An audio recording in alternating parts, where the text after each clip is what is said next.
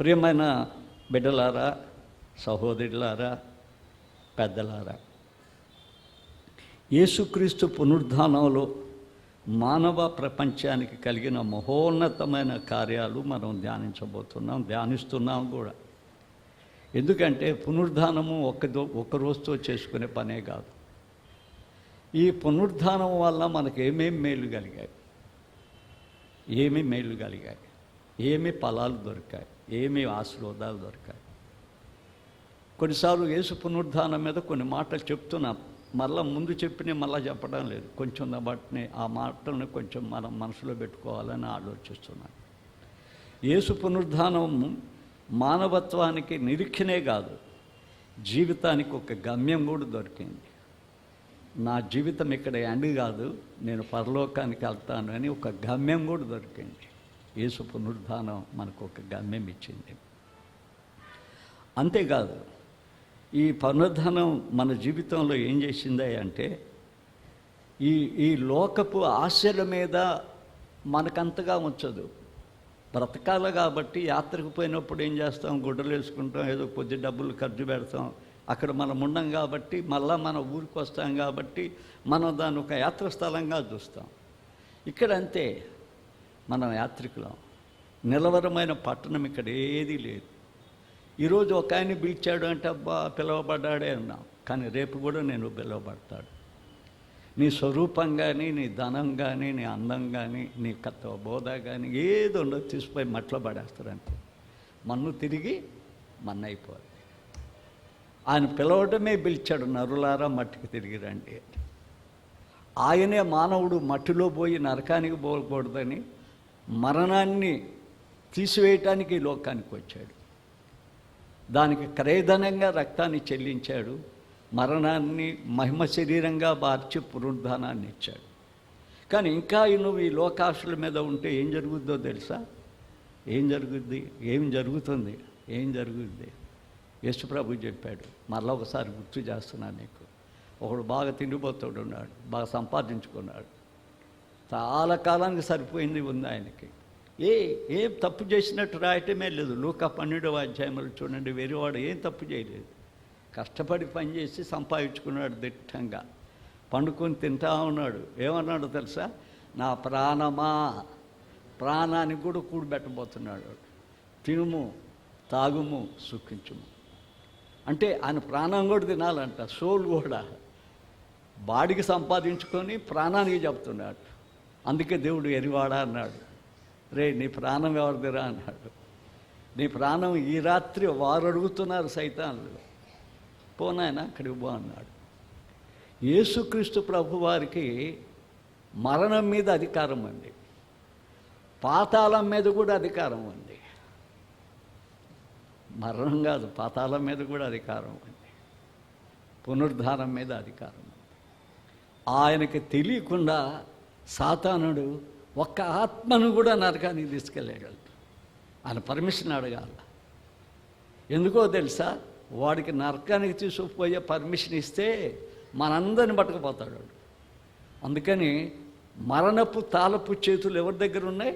యేసు చేతులు ఉన్నాయి. ఇవన్నీ చదువుదాం. అదే రండి, బైబిల్లోకి రండి. మరి ప్రతిదీ బైబిలే. ప్రకటన గ్రంథం తీస్తారా? 1వ అధ్యాయం 18వ వచనం తీస్తారా? ఆ వచనంలో ఏం చెప్పాడో చూడండి.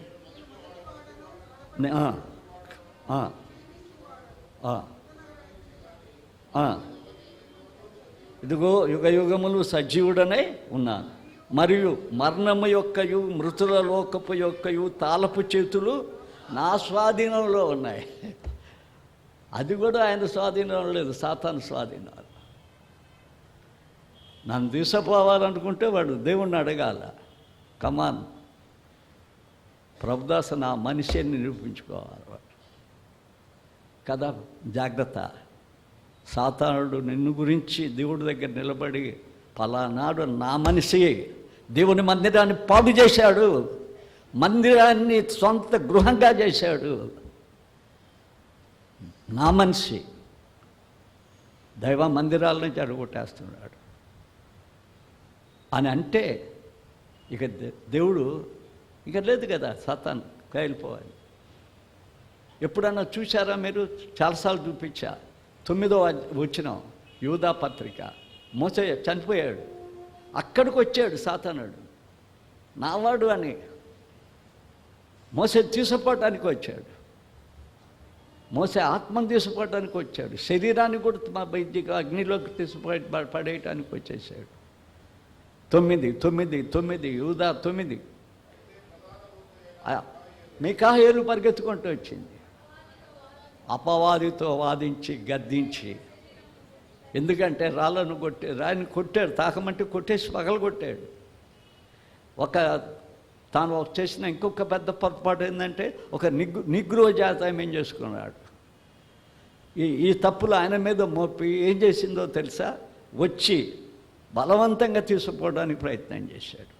ఇంపాసిబుల్. సైతానికి చచ్చిపోయినాక తీసుకుపోవటం ఇంపాసిబుల్. ఎవరి అనుమతి కావాలా? దేవుడి అనుమతి కావాలి. రేపు దేవుడు నీకు నాకు అనుమతి ఇవ్వకుండా జీవిద్దాం. దేవుని మందిరంలో, వాక్యంలో, సమాజంలో మేలు చేసేవారంగా ఉండి కీడు చేసేవారంగా కాకుండా, మేలు చేయువాడు జీవ పునరుద్ధానం, కీడు చేయువాడు తీర్పు పునరుద్ధానం పోకుండా ఉందాం. అది మన జీవితంలో చాలా భాగమైంది. అది కూడా కాక చిన్న బిడ్డలకి ఏమన్నా పాపం చేశారు, వారి విషయాల్లో ఏమన్నా జోక్యం కలిగించుకొని వాళ్ళ విషయాల్లో వాళ్ళకి రావాల్సినవి చిన్న బిడ్డలకి చేశారు. అది ఇంకా ఎన్నడూ క్షమించనే బడదు. మెడ తిప్పుతాడంట పెద్దోళ్ళ మెడ. చిన్న బిడ్డలు అందరూ మన బిడ్డలుగా, మన వాళ్ళగా, మన బిడ్డలుగా చూసుకోవాలి. ఆ చూపు వాళ్ళ మీద ఉంచాలి. మన ఇంటి బిడ్డలే కాదు, బయట వాళ్ళు కూడా మన బిడ్డలుగా మనం చూడగలగాలి. చిన్న బిడ్డలని ఎవరైతే అభ్యంతరపరుస్తాడో దేవుడు వారిని అభ్యంతరపరుస్తాడు. Be care. ఇవన్నీ చేయకుండా క్రైస్తవుడిగా మనం బైబిల్ పట్టుకొని ప్రార్థన చేసి ఎగిరితే ఏం ప్రయోజనం లేదు. కాబట్టి పునరుద్ధానం మనకి ఏం నేర్పిస్తుంది అనేది ఇంకా లోతుగా వెళితే ఏం నేర్పిస్తుంది అంటే, ఇక్కడ ఒక మంచి విషయాన్ని మనం చూస్తున్నాం.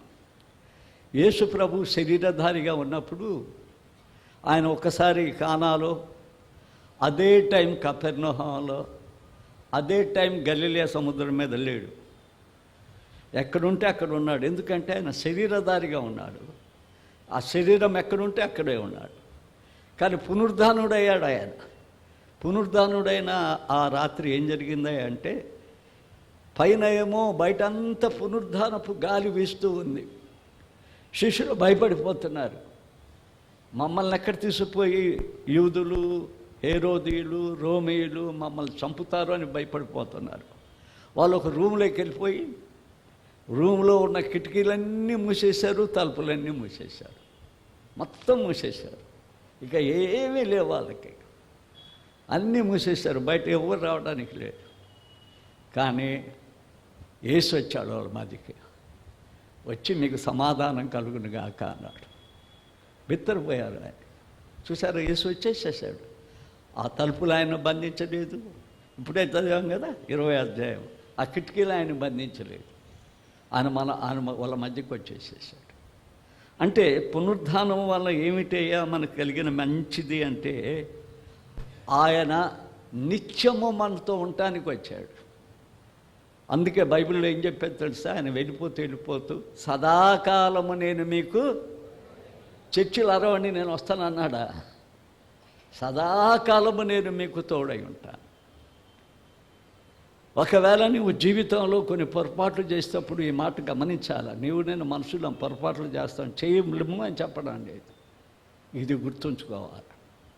దేవుడు నాతోనే ఉన్నాడు, నా వెంటనే ఉన్నాడు, నాతో సంచరిస్తున్నాడు. ఆదృశ్య దేవుడిగా ఆయన మనతో ఉన్నాడు.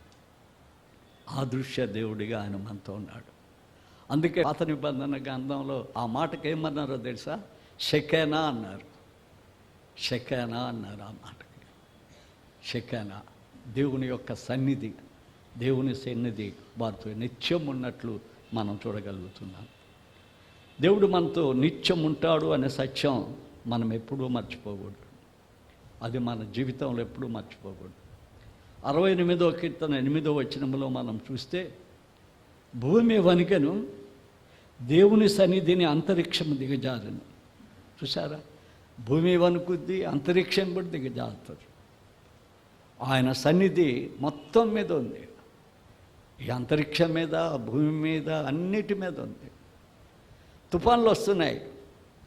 దేవుడికి తెలియకుండా ఏ తుఫాన్ రాదు. మానవుని పాపాలు పెచ్చుగా పెరిగినందుకు తుఫాన్లు వస్తాయి. ఆమోసు గ్రంథం 9:6లో ఆయనే సముద్రాన్ని పిలిచి పంపిస్తాడంట. పోరాన ఆ ప్రజలు సముద్రపు పక్కలల్లా కూడా వాళ్ళు గాంగి సంబంధమైన వాటలు, పాపపు సంబంధమైనవి, ఆ జలాల పక్కలో అంతా కొన్ని నేషనల్ వాళ్ళలో ఎట్టుంటాయో తెలుసు, ఇంటర్నేషనల్గా సముద్రం పక్కన చాలా చాలా లాడ్జీలు ఉంటాయి కదా. త్రాగుబోతులు, తిండిబోతులు, తిరుగుబోతులు అంతా అక్కడే ఉంటారు. పాపము విస్తరించి దేవుడు చూడలేకపోయే లోపలికి సొదొమని కాల్చాడు. కానీ ఇక్కడ ఏం చేస్తారంటే సముద్రాన్ని పంపుతాడు, కొట్టేసే వాళ్ళందరినీ.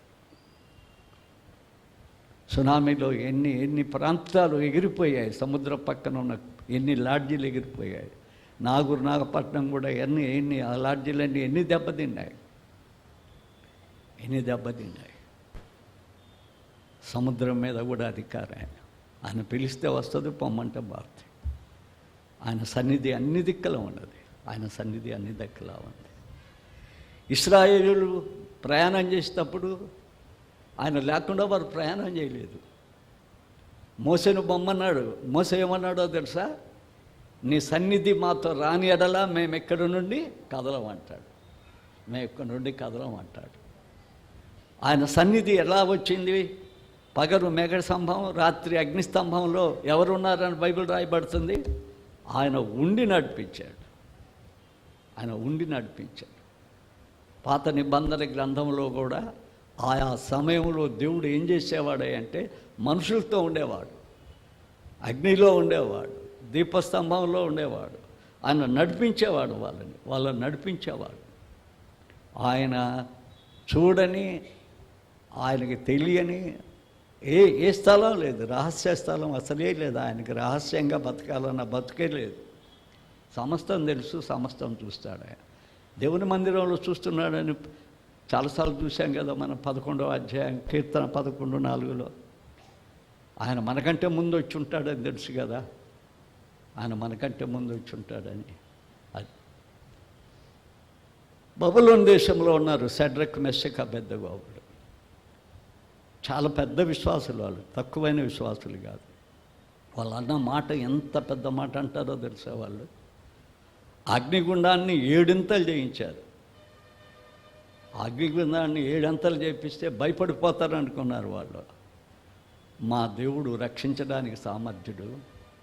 ఒకవేళ రక్షించకపోయినా కూడా మేము పడతాం, మా ఆత్మ చచ్చిపోదు, మేము మా పరలోకానికి వెళ్తాం.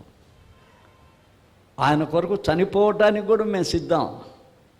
వేయండి, కానీ మేము విగ్రహాన్ని మొక్కం. ఈనాడు క్రైస్తవులు విగ్రహాన్ని మొక్కుతున్నారు. విగ్రహాన్ని మొక్కి క్రైస్తవుల్ని ఈనాడు పెద్ద చేస్తున్నారు. విగ్రహాలను ఆరాధించే వాళ్ళని తీసుకొచ్చి రోడ్డు మీద క్రిస్మస్ సెలబ్రేషన్స్ చేస్తున్నారు. వాళ్ళని పైన కూర్చోబెట్టి కింద. విగ్రహాలతో క్రైస్తవులకు సంబంధం లేదు. అది క్రైస్తవ విగ్రహం కానీ ఏదన్నా కానీ విగ్రహం పెట్టే వాడితో సంబంధమే లేదు. విగ్రహారాధన అనేది ఆధ్యాత్మిక వ్యభిచారం. అది విగ్రహారాధన అనేది ఆధ్యాత్మిక వ్యభిచారం. అది పాత నిబంధన గ్రంథం. కాబట్టి ఎవడు దాన్ని చేయటానికి వీల్లేదు. ఆ చేసేవారితో సహవాసం కూడా ప్రమాదకరమైంది. కాబట్టి ఏం భయపడలేదు. వాళ్ళని వేస్తే ఏం జరిగింది? దేవుడు కూడా వారితో ఇచ్చున్నాడు. మంట లేదు, ఏం లేదు, ఎయిర్ కండిషన్లో ఉంది. వారి చొక్కాలు కూడా కదా ఆ కంపు కొట్టలేదు, ఆ కాలిన కంపు కొట్టలేదు. వాళ్ళని చూసిన వాళ్ళు ఏమి సాక్ష్యం ఇస్తారో చూస్తారా? వాళ్ళని చూసిన వాళ్ళు దానియేలు గ్రంథాన్ని ఒక్కసారి తీద్దామా? దానియేలు గ్రంథాన్ని ఒక్కసారి 3వ అధ్యాయం 27, 28 చూడండి. ఎంత మంచి సాక్ష్యం ఇచ్చారు. వాళ్ళు 27, 28. అధిపతులు, సేనాధిపతులు, సమస్తాధిపతులు, రాజు యొక్క ప్రధానమంత్రులు కూడి వచ్చి ఈ మనుషులను పరీక్షించి వారి శరీరములో అగ్ని ఏ హాని చేయుటయు వారి తల వెంట్రుకలలో ఒకటైనను కాలిపోకుండుటయు వారి వస్త్రములు చెడిపోకుండుటయు అగ్ని వాసనైనను వారి దేహం మీద తగలబడకుండా చూచిరి. ఏమీ లేదు. ఎట్లేశారు అంటున్నారు. ఒక్క ఎంటుకు కాలేదు, ఒక ఎంటుకు రాలేదు. తర్వాత వారి యొక్క గుడ్డలు ఎట్లేసుకున్నారు, ఆ గుడ్డలు అట్టే ఉన్నాయి.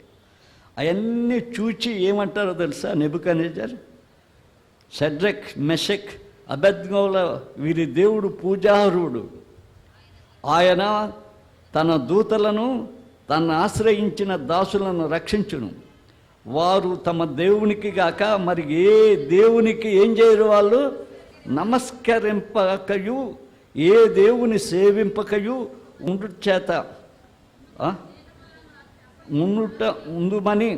ముందుమని తమ దేహములను అప్పగించి రాజు యొక్క ఆజ్ఞను వ్యర్థపరిచిరి. కాగా నేను ఒక శాసనము నియమించుచున్నాను. ఎందనగా ఈ విధముగా రక్షించుటకు సామర్థ్యుడు దేవుడు కాక మరి ఏ దేవుడు లేడు. ఏ దేవుడు లేడు. చూసారా? రక్షించగలిగే సామర్థ్యుడు. అలాంటి దేవుణ్ణి ఆరాధించడానికి ఆదివారం గుడికి వచ్చాం. చూసారా? నువ్వు ఆరాధించే దేవుడు నీకు తెలియదేమో పాపం.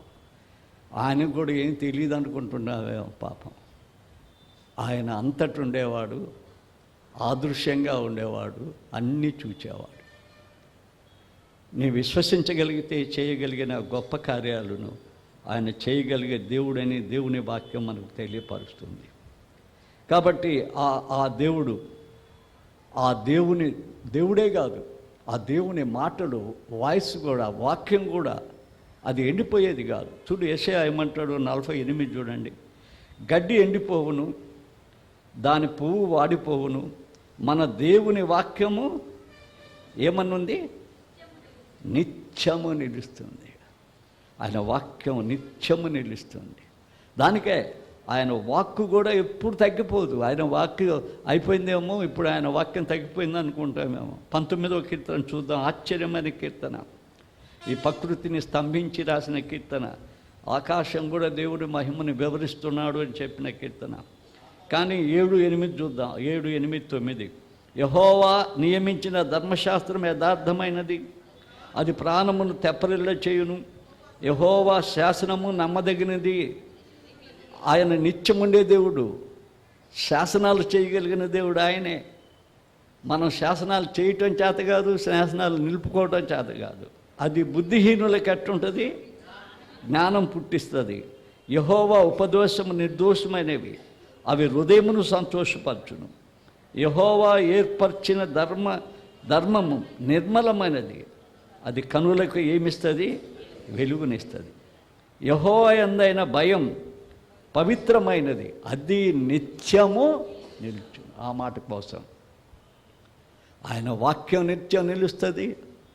ఆయన యందు భయం గలవాడు నిత్యం నిలుస్తాడు. ఆయన నిత్యం నిలిచాడు.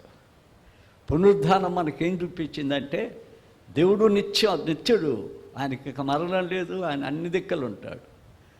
రెండవది ఏంటంటే ఆయన నిత్యం నిలుస్తాడు.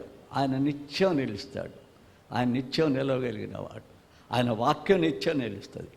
ఆయన యందు భయం కలిగిన వాడు నిత్యం నిలుస్తాడు. దేవుని మందిరాల్లోనే భయం లేదు. ఏంటంటే దేవుని మందిరాల్లో ఎట్టబెడతాడు ప్రవర్తిస్తారు, ఎట్టబడతాడు ఎగురుతారు, ఎట్టబడతాడు ఉంటారు. ఏమనుకున్నారు? దేవుని మందిరం అయితే సాతాన్లాగా దేవుని మందిరంలో ప్రవర్తిస్తేట. దేవుని మందిరం భయం కలిగి ఉండే మందిరం.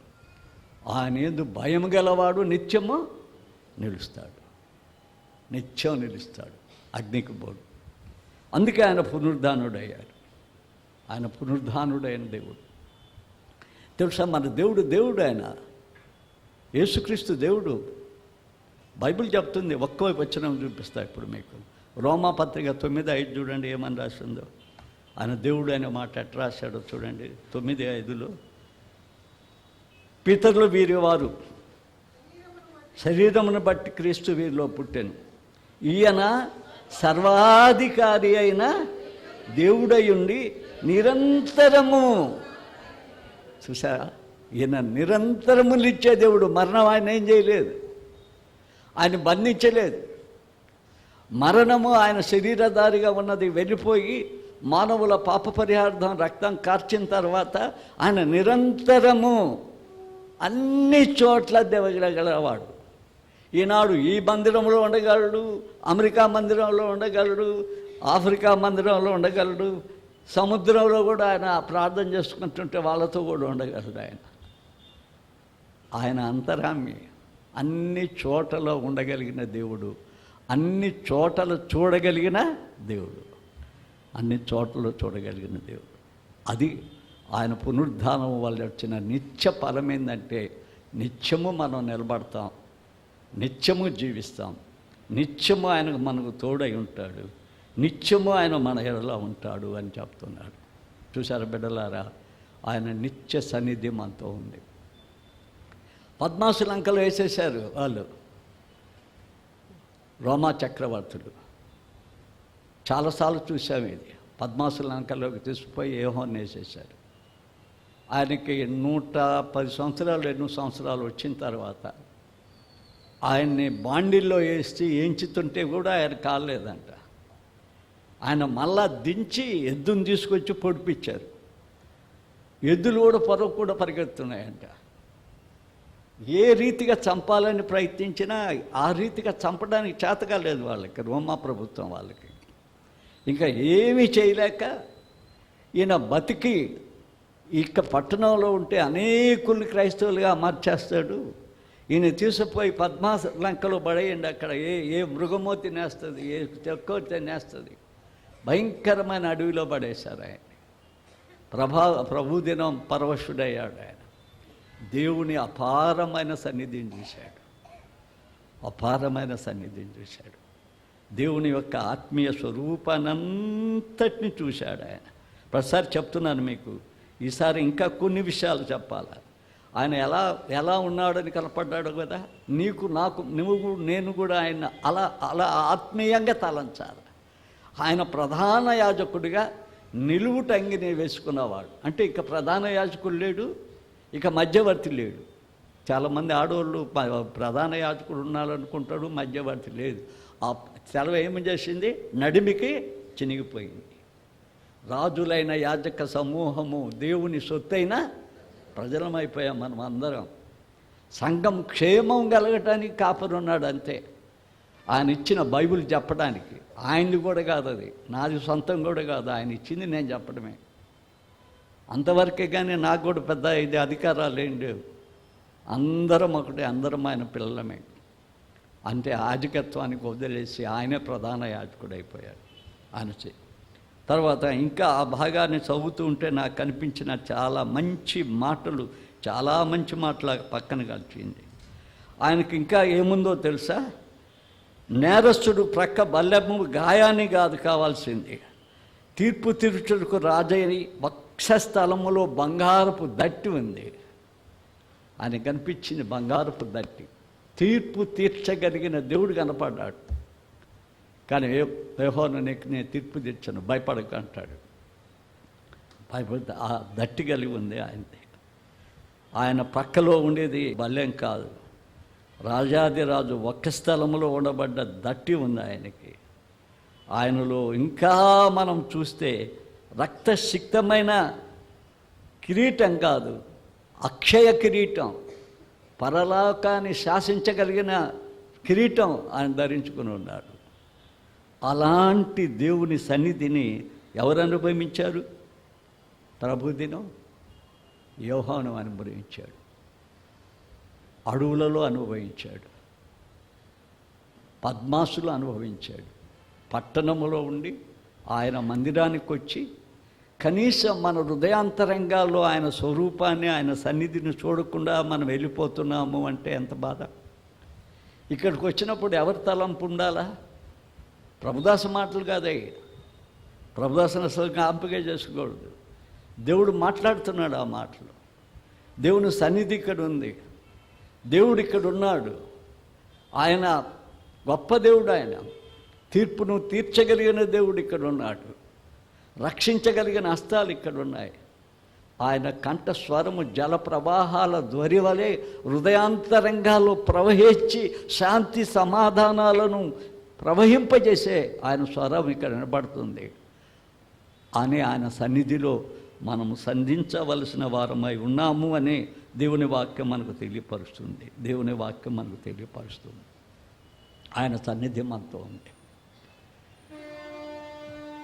ఏప్రిల్ 8వ తేదీకి నేను చాలా చిన్న వయసులో 15వ సంవత్సరమే రక్షించబడ్డాను. నేను సేవకు వచ్చాను. కొండల మధ్య పనిచేయటానికి వెళ్ళాను. కొండల మధ్య పనిచేయటానికి చాలా చిన్న వయసులో పెళ్లి చేసుకొని భయంకరమైన స్థలాలకు వెళ్ళాను. నల్లమల్ల కొండ లోపలికి, బయలురుట్టి, ఇప్పుడు రాజశేఖర రెడ్డి గారు పాపం ఆయన నల్ల కాలువ, దాంట్లో నుంచి ఇంకా లోపలికి వెళితే ఇంకొక ఊరు ఉంటుంది ముష్టపల్లి అని. పాములు ఉంటాయి, అన్ని పాములే. రాత్రి పండుకోవడానికి కష్టం. ఆ ప్రాంతాలన్నీ తిరిగి సేవ చేయగలిగాం.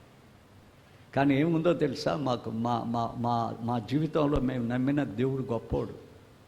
మేము ఆ ప్రాంతం చూసి రాలేదు, ఆ ప్రాంతం మాకు ఎరుకలేదు. మేము సేవకు బిల్ల వచ్చేటప్పుడు ఒక రాత్రి తెల్లవారుజామున కొంతవరకు యేసు ప్రభు వెలుగు వలె కనిపించి, ఆ వెలుగులో నుంచి ప్రభుదాస్ అని ఆగస్టు 8వ తేదీ ఆ విత్తనాలు మా ఒళ్ళో చల్లాడు.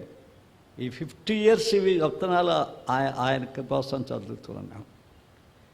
శుక్రవారం తెల్లవారుజామున ఒకరు పుస్తకం రాయమని డాక్టర్ దొరసనమ్మ గారు చెప్పారు.